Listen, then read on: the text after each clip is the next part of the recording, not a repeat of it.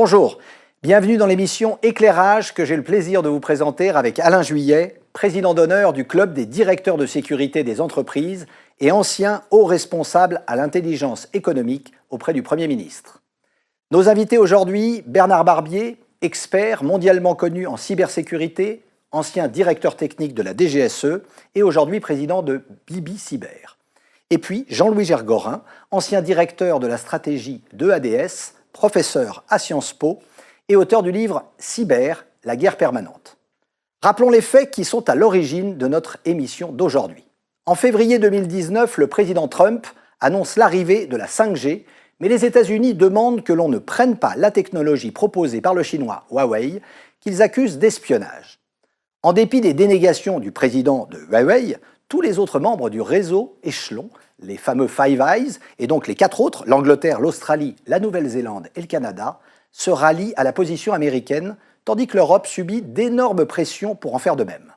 Pendant ce temps-là, la plupart des pays asiatiques, les Africains et les Sud-Américains commencent à s'équiper en 5G.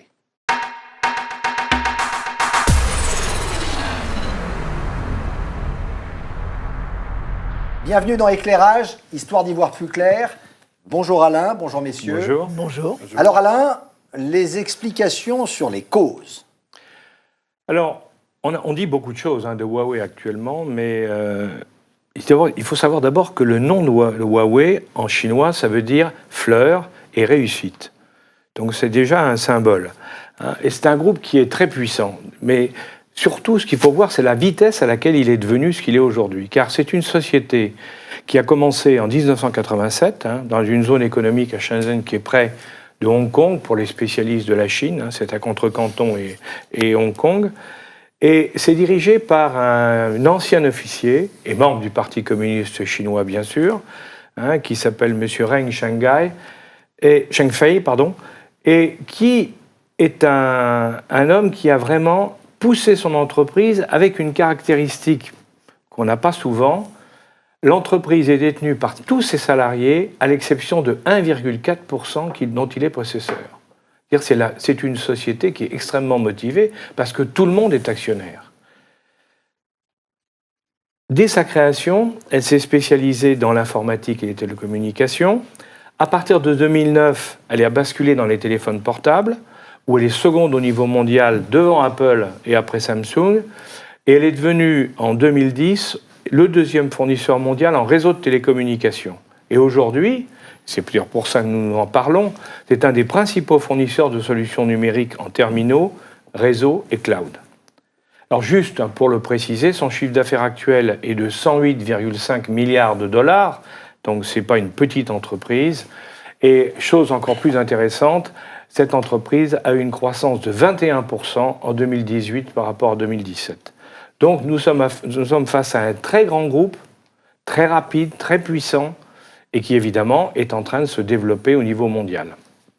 Alors Alain, la campagne actuelle montre que les Américains ont décidé d'attaquer directement Huawei par tous les moyens possibles. C'est-à-dire qu'ils l'ont d'abord choisi comme cible, parce que ça représentait à l'évidence le plus grand danger concurrentiel pour eux. Mais alors ils l'ont fait en utilisant 2 moyens. Ils ont déstabilisé cette entreprise en utilisant 2 moyens afin d'éloigner les acheteurs potentiels, parce que le but, il est là, c'est clair. Alors, premier temps de l'opération, on arrête à Vancouver, au Canada, le 1er décembre, donc il y a relativement peu de temps, la directrice financière Meng Wanzhou, qui est la fille du président de Huawei. Et elle est accusée comme dirigeante de non-respect des lois extraterritoriales américaines, ça on connaît parce qu'on l'a vu en France aussi. On l'accuse de corruption et on l'accuse d'espionnage. Et cette accusation, qui a été très médiatisée, il faut bien le dire, avait pour objectif de donner une image négative, bien entendu, et de semer le doute sur les pratiques du groupe. Ensuite, c'est le deuxième temps, on a eu toute une série de déclarations d'officiels américains, directement ou indirectement, qui ont dit que Huawei utilisait ces outils pour espionner les États, les pays et les entreprises. Donc c'était la deuxième vague. Et puis, on a quand même le président Trump, donc vous savez, c'est le roi du tweet, sur Twitter. Le président Trump a complété l'action en février 2019 par un tweet où il a dit qu'il fallait absolument que l'Amérique ait le leadership dans la 5G et la 6G, c'est-à-dire même l'étape suivante. Alors, donc on est dans une bataille qui est bien lancée maintenant. Et Huawei s'est laissé faire? Bien d'abord, ils ont été visiblement surpris, ils s'y attendaient pas. Ça, je crois que là-dessus, il n'y a pas le moindre doute maintenant. Ils n'ont pas vu le coup venir, mais alors ils ont réagi ensuite à la chinoise, ils ont pris leur temps, mais ils ont réagi de deux manières différentes. D'abord, ils ont rappelé les déclarations d'Edward Snowden sur l'espionnage à travers la NSA, en disant que la NSA, et en rappelant que la NSA avait fait une étude sur Huawei, et qu'après cette étude où ils étaient rentrés dans Huawei, ce qui est de l'espionnage industriel, bien sûr, eh bien, ils n'avaient rien trouvé. Et ça, c'est Snowden qui l'avait informé. Et puis, ils ont également rappelé une deuxième étude qui avait été faite par les Canadiens en 2010, et dans laquelle, la même chose, où les Canadiens avaient conclu en disant on n'a pas trouvé d'espionnage, on n'a pas trouvé de backdoor, comme on dit, qui permettent aux Chinois de faire de l'espionnage. Alors ça, c'était première réaction, je dirais, directe. Alors après, il y en a une seconde qui est beaucoup plus chinoise. C'est-à-dire qu'ils se sont mis à arrêter des Canadiens... Chinoise ou sournoise? Je ne dirais pas ça, je dirais chinoise.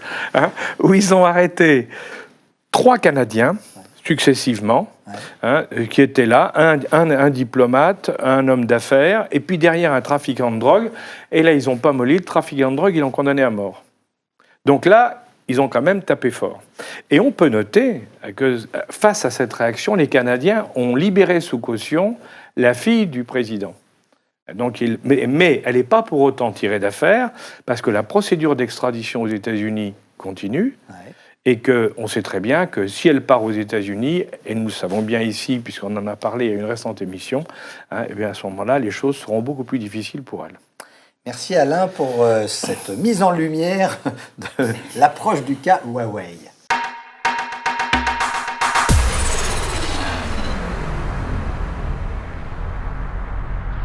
Alors messieurs, quelle est la différence entre la 4G et la 5G d'abord? Qu'est-ce qu'il y a de mieux, sachant qu'il faut multiplier les antennes et les relais pour que la 5G soit vraiment efficace? Bernard Barbet. Alors pour la petite histoire, je vais rappeler que moi, en dehors de la cybersécurité, je suis aussi un expert dans les nanotechnologies. Donc je suis resté 10 ans dans le chaudron grenoblois. Et à la fin, j'ai dirigé le laboratoire des nanotechnologies qui s'appelle le LETI avec Minatech. Et donc nous avions une très grande... et le LETI a encore une très grande expertise dans les télécoms, en particulier les systèmes hertziens. La différence fondamentale dans la 5G, c'est que la 5G, c'est un système où tout le réseau... toute l'intelligence est partout dans le réseau. Dans la 2G, 3G, 4G, en fait, il y a une structure qui est la même, avec des équipements, je dirais, qui gèrent la sécurité et l'intelligence, qui sont dans le cœur du réseau. Donc, c'est quelques équipements, quelques serveurs. Dans la 5G, toute la sécurité et l'intelligence est partout. Et en plus, on est dans des systèmes complètement logiciels, puisqu'on est dans la software radio, on est dans des systèmes totalement logiciels. Donc la sécurité est partout, et le réseau 5G est interconnecté complètement à l'Internet, via l'Internet protocole. Donc on a un concept très différent, ce qui entraîne, effectivement, qui change complètement la vulnérabilité du système. D'accord. Alors, comment garantir, justement, par rapport à ça, comment garantir un niveau élevé de cybersécurité quand on voit les risques qui sont annoncés? Donc dans les réseaux précédents, en fait, la sécurité reposait sur quelques équipements. D'ailleurs, en France, nous avions interdit que ces équipements cœur de sécurité ne soient pas agréés par l'ANSSI. Donc il y avait une procédure d'agrément. L'ANSSI, c'est l'Agence nationale pour la sécurité des systèmes d'information. Donc voilà, donc il fallait que ces cœurs de réseau soient agréés par l'ANSSI, ce qui a bloqué en fait le déploiement des systèmes Alcatel, des systèmes Huawei. Donc par exemple, Orange achetait des antennes, et les antennes, il n'y a pas de problème de sécurité dans les antennes, dans la 2G, 3G, 4G. Maintenant, dans la 5G, même dans les antennes, il y a des problèmes de sécurité. Et donc, pour moi, le problème de la sécurité dans la 5G est un problème extrêmement complexe, qui repose beaucoup sur énormément de logiciels. Donc il faut être capable d'analyser ces logiciels. Alors il y a des normes, la 5G est complètement normalisée par l'UMTS, etc. Donc il y a beaucoup de cryptologie dedans, mais il faut... Est-ce qu'il y a des backdoors dans ces systèmes, ou est-ce qu'il y a plutôt des défauts de conception? Et je pense qu'actuellement, le gros problème, c'est que dans la méthode de développement des Chinois, d'une entreprise comme Huawei, On est beaucoup plus dans des défauts de conception que dans des backdoors. Et d'ailleurs, le laboratoire britannique que Huawei a créé avec le GCHQ a sorti un rapport récemment où il montre qu'il y a un vrai problème de conception dans la 5G de Huawei. Alors, une question, parce que justement, est-ce que la 5G, aujourd'hui, est-ce qu'il y a de la place pour tous les... En France, on a, en 4G, on a toute une série d'opérateurs, hein, Bouygues, SFR, moi j'ai parlé Orange, on a parlé de Free et autres.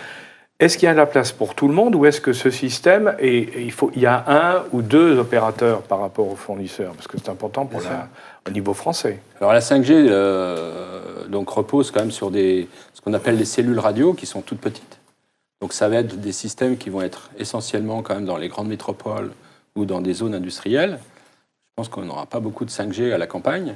Donc voilà, est-ce qu'il y aura 4 opérateurs en 5G? Je pense que les coûts d'investissement sont tels qu'il y aura sûrement peut-être pour la 5G des regroupements d'opérateurs. Moi je pense que cette affaire est une affaire majeure, mais pas tellement pour au-delà de l'aspect circonstanciel de la bataille entre Trump et Huawei, ça pose le problème de ce qu'on peut appeler la dissymétrie fondamentale qui s'est accentuée entre les pays occidentaux, les démocraties occidentales, et les pays autoritaires, et en particulier le plus avancé d'entre eux, la Chine. C'est-à-dire des pays, alors que nous-mêmes, nous n'avons cessé d'aller vers ce qu'on a appelé, disons, une idéologie néolibérale, alors que, par exemple, nos grands industriels, Airbus, à la constitution duquel, tel qu'il est actuellement, j'ai participé il y a 20 ans et dans la suite, au départ, c'est l'action étatique, et ensuite qui a été relayée par le secteur privé.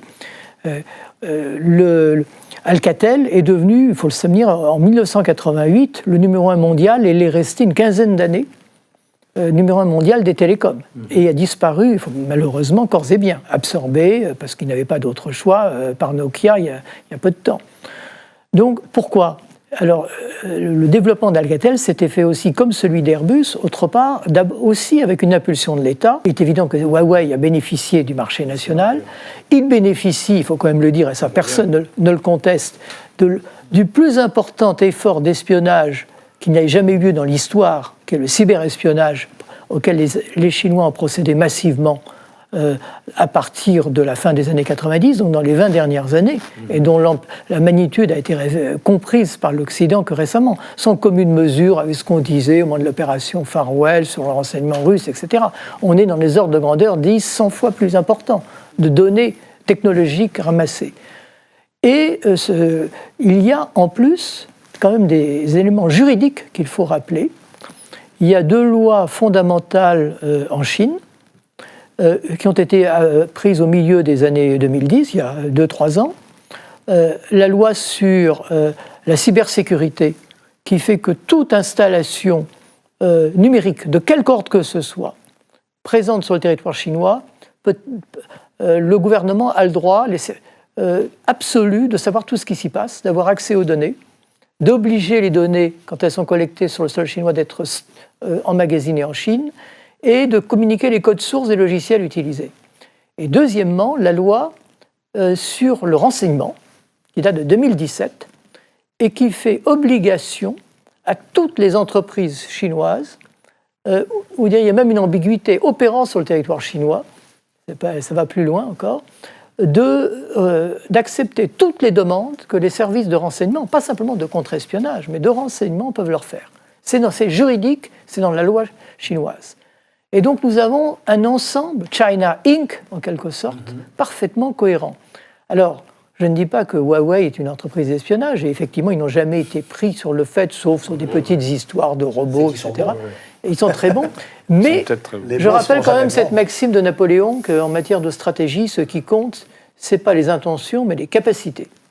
Or, avoir une entreprise qui est complètement à la merci ou sous la gouverne de l'État. Une question justement dans ce cadre-là.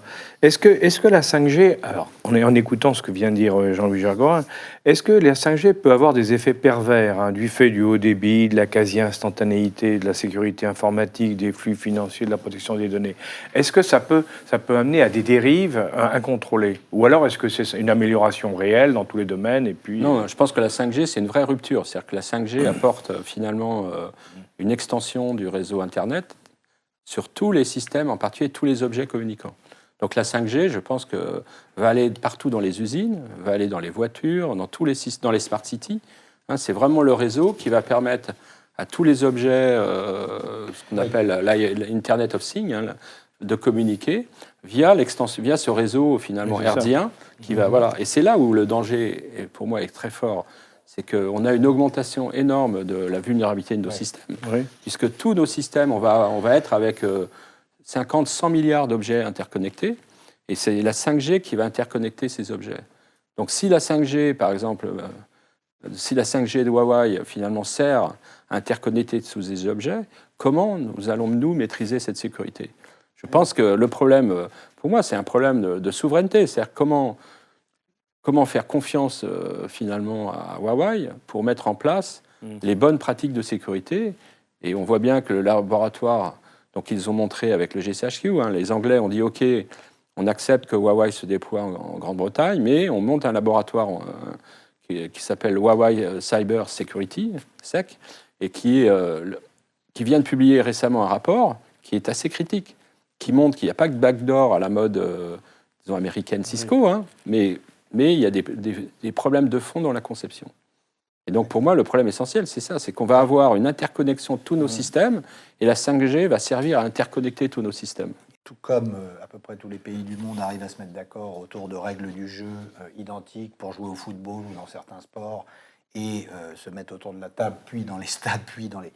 Est-ce que là, émanant de cette puissance économique, mais avec un gouvernement chinois extrêmement présent derrière, comment garantir, comment essayer justement de verrouiller, c'est un bien grand mot, mais de garantir cette indépendance et surtout cette autonomie et de ne pas se faire piller toutes ces informations entre les éléments connectés entre eux. Oui, peut-être.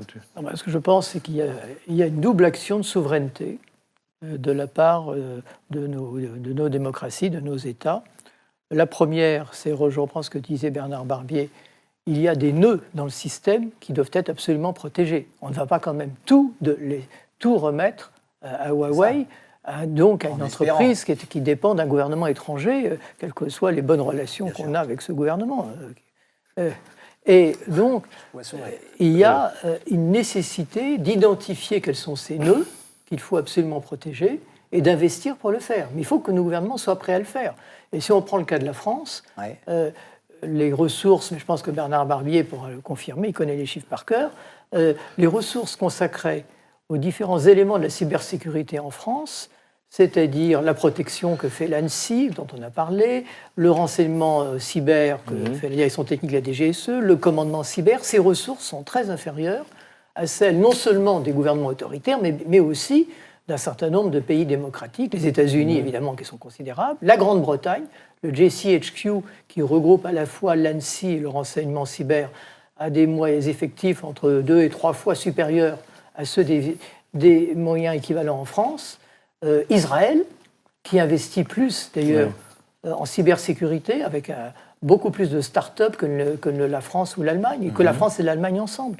Donc il y a un énorme effort à faire, notamment en France et en Allemagne, pour rattraper ce retard. Et ça, c'est une première chose. Et puis, il y a une stratégie industrielle. Il nous faut des champions européens. Personne ne s'en occupe. Personne, dans toutes les discussions dont on parle sur l'Europe, les débats, les campagnes européennes, eh bien, c'est vital que là où nous avons 2 ex-champions, Nokia et Ericsson, Nokia qui regroupe quand même dans ses forces vives d'ingénierie, elles sont très fortement en France, eh bien, personne ne s'occupe de les préserver. Et si ça continue avec les règles du jeu actuelles, Nokia et Ericsson soit devront baisser pavillon, soit seront rachetés par les Chinois, peut-être probablement par un autre Chinois. Ça sera la ruse suprême, ça sera qu'un autre groupe chinois rachète Nokia ou Ericsson. ZTE, par exemple. Ouais. Donc il y a une stratégie industrielle de souveraineté à mener. D'accord. Oui, Bernard. Oui, je pense qu'il y a... En fait, on a des problèmes de fond. Moi, je m'intéresse beaucoup à la création de start-up, hein, et en particulier dans le domaine de la cyber. Ouais.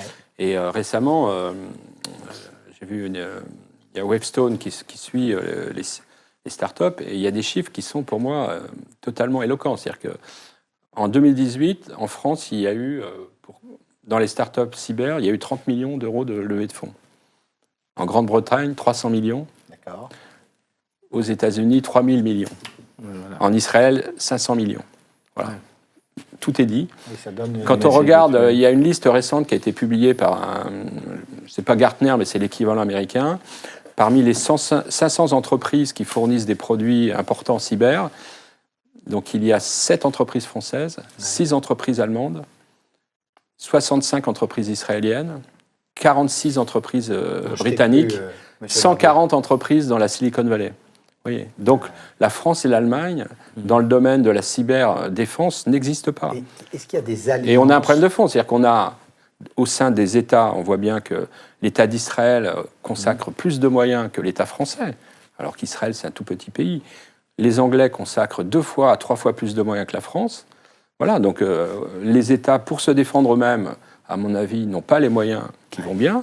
Et puis les entreprises, donc on est en train, on va avoir de la 5G chinoise, mais tous les outils de cybersécurité que les entreprises vont utiliser, elles seront israélo-américaines. Ouais. Donc là, on est en train complètement de perdre la bataille.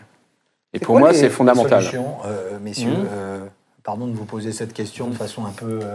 mais on fait quoi? On s'unit comment? Sous quel pavillon? Avec quel... Déjà, il y a une chose très simple à faire. Les chiffres que Bernard a mentionnés sont éloquents. Il faut que les Français et les Allemands se mettent ensemble, parce qu'ils sont également en retard. Ils sont qualitativement les ingénieurs dans ces différents organismes officiels ou ceux qu'on trouve dans les startups sont tout à fait au niveau. Ouais. Mais quantitativement, c'est très inférieur. Donc il faut déjà qu'on rassemble les moyens français et allemands. Et moi, j'ai été extrêmement déçu. On a renégocié le traité de l'Élysée, le traité fondamental de Gaulle-Adenauer, pour son 55e anniversaire. Et je pensais qu'on allait quand même l'actualiser. Je sais que j'ai fait partie, un certain nombre d'entre nous ont essayé de dire qu'il fallait l'actualiser dans des domaines qui ont un peu évolué depuis 1963. Et en fait, c'est-à-dire notamment tout ce qui concerne la cybersécurité, la cyberdéfense et tout ce qui concerne l'espace. Rien à faire, on n'a pas pu mentionner. On vient effectivement de dire, par exemple, que les Français, comme les autres d'ailleurs, essaient de contrôler le fait essaient de voir si le fabricant, dans son pays, est sujet à des lois qui l'obligent à transférer les informations, donc avec tout ce que ça représente.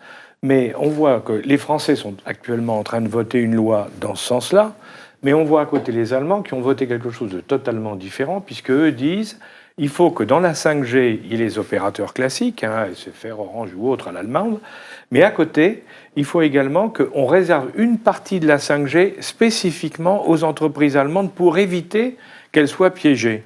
Alors qu'est-ce que vous en pensez de ça? Parce que c'est quand même très différent de la politique française.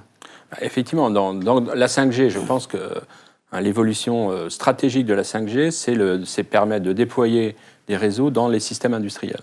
C'est-à-dire dans les usines, partout, grâce aux ondes radio, extrêmement performantes de la 5G, on aura des réseaux industriels interconnectés. Bon, ce qui pose des problèmes de sécurité, puisque les Allemands ont compris que s'ils veulent complètement moderniser leurs entreprises, il leur faut absolument déployer la 5G. Mais ça veut dire que les réseaux de ces industriels vont être interconnectés via une technologie chinoise, par exemple, s'ils utilisent Huawei. Et donc, il faut absolument... Donc, les Allemands, eux, ont concentré, je dirais, leur souveraineté sur ces problèmes d'entreprise et de l'industrie 4.0. Donc, ils veulent légiférer sur le contrôle de la sécurité de ces systèmes de l'industrie 4.0. Alors, en France, en fait, il y a une loi qui est en cours, qui a été déposée au Parlement pour permettre à l'ANSSI, donc l'Agence nationale de la sécurité de l'information, donc de contrôler. Donc les opérateurs ne pourront déployer des équipements que s'ils ont l'agrément de l'ANSSI. Mais là, on tombe sur un problème de moyens, c'est-à-dire que c'est des systèmes où il y a des millions de lignes de code, en fait. Donc, je dirais, contrôler des dizaines de millions de codes, c'est extrêmement compliqué. Et moi, j'ai bien peur que l'ANSSI n'aura absolument pas les ressources. Voilà. Donc il faudrait que ce soit au niveau européen, comme le disait Jean-Louis Gergorin. Je pense que là, il faut qu'on ait un coup. Au moins franco-allemand. Il faut qu'on s'associe en franco-allemand et que ça soit les deux pays qui donnent des agréments mutuels, donc reconnus mutuellement. Et il ne faut pas que l'Allemagne fasse le même travail que la France. On va dupliquer les mêmes travaux alors qu'on manque de ressources. Si on regarde les ressources dans ces domaines-là en Allemagne et en France, on a beaucoup moins de ressources qu'en Grande-Bretagne. Oui. Messieurs, pardon, Mais avec non. du 105G, nous allons bientôt devoir rendre l'antenne. C'est Alors, vrai. mon cher Alain, c'est à vous que les mots de la conclusion reviennent. Bon, d'abord, je crois que, parce que moi je suis très content d'avoir pu dialoguer aujourd'hui avec nos amis, parce que, en définitive, on voit qu'on est devant un problème qui est d'une grande complexité et que vouloir le résoudre ou le simplifier, comme ça se fait un peu partout actuellement, en disant c'est une affaire d'espionnage ou c'est une affaire de pure technologie, c'est beaucoup plus compliqué que ça. Et je crois qu'il faut voir là-dessus que les Chinois ont su visiblement bien jouer, alors pour les raisons qui ont été évoquées, mais ils ont su, Huawei a su prendre une avance considérable et maintenant est en train de s'imposer. Et il va falloir qu'on trouve des solutions. Il va falloir que les Européens trouvent des solutions si on ne veut pas se retrouver en difficulté, parce qu'on risque progressivement de perdre pied si on ne met pas en place les sécurités que vous avez dites. Moi, j'en tire aussi une deuxième leçon, parce que de ce qui vient d'être dit et discuté. C'est que cette bataille commerciale, en définitive, elle se fait des deux côtés, du côté américain comme du côté chinois, avec un partenariat public-privé extrêmement étroit au niveau des subventions, au niveau des lois, au niveau des protections, au niveau des appuis. Et on voit bien donc que dans chaque cas, les États s'impliquent pour soutenir leurs champions. Alors, moi, la question que je me pose par rapport à ça, quand je regarde l'Europe, puisque nous sommes en Europe, c'est de savoir s'il existe encore une place pour nos entreprises dans ce genre de bataille, quand on sait que, selon les grands principes de l'Europe, on les laisse se débrouiller toutes seules, sans l'appui de l'État, ou avec très peu d'appui de l'État ou de l'Europe. Donc, est-ce que nous sommes sur la bonne voie en laissant nos grandes entreprises seules face à une compétition qui devient une compétition mondiale de pays à pays? Merci beaucoup Alain, merci messieurs. À très vite pour une nouvelle émission Éclairage, histoire d'y voir plus clair. J'espère que vous avez passé un bon moment et que vous y voyez justement plus clair.